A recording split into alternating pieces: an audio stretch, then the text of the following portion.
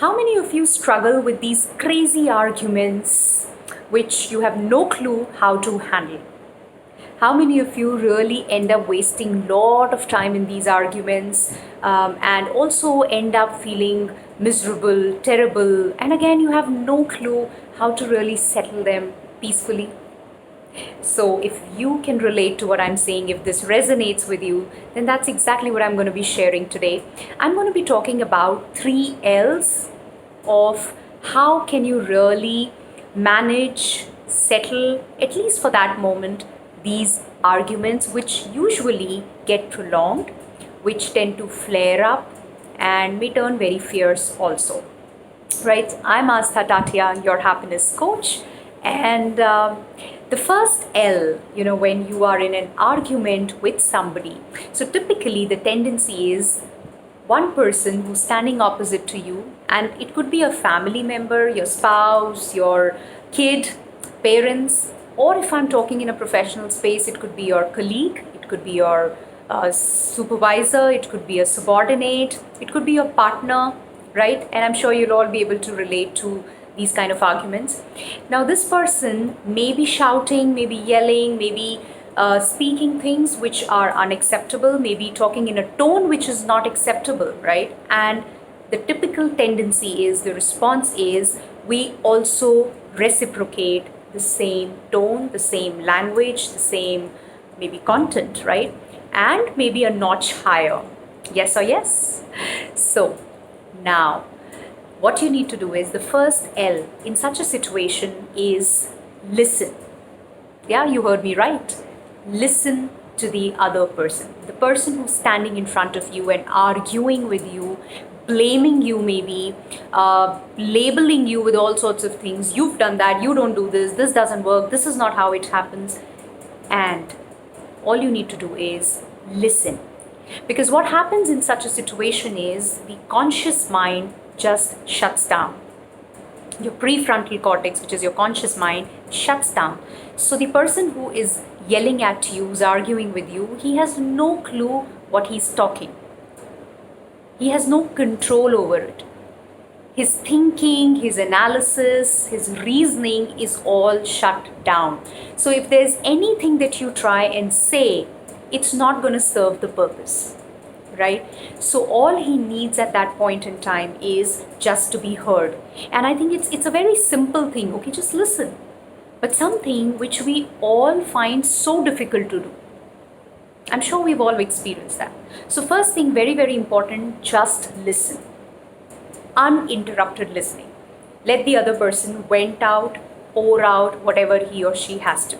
Now, just a disclaimer here, I'm not talking about an abusive kind of an argument, something which is an extreme one. It's a everyday thing that I'm talking about. The second L is about language.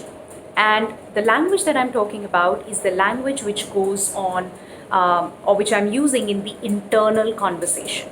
Yes, while there is a conversation which is happening with the other person outside, there is also a conversation which starts inside that I have with myself, and which could be something like, is this the way he's going to talk to me, right?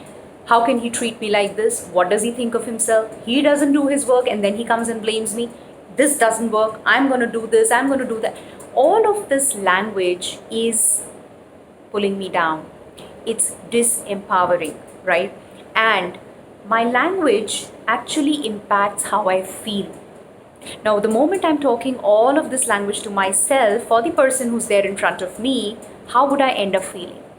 I may feel frustrated, maybe hopeless, this is not the way it should happen, angry, right?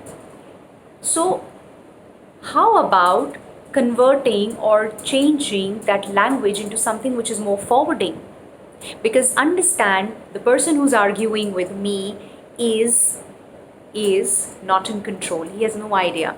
And all that he or she is talking is not about me.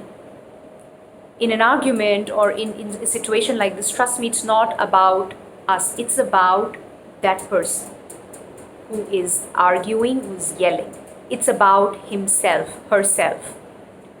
So he just needs to be, like I said, listened to, and maybe just third L, which is let him be.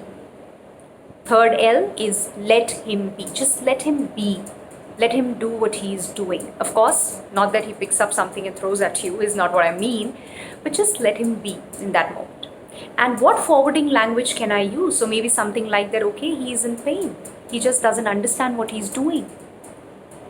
Now, when I say listen, alter that language that goes on inside, let him be, the three L's, by no way I mean that you are agreeing to whatever he or she is saying, or you are accepting the behavior.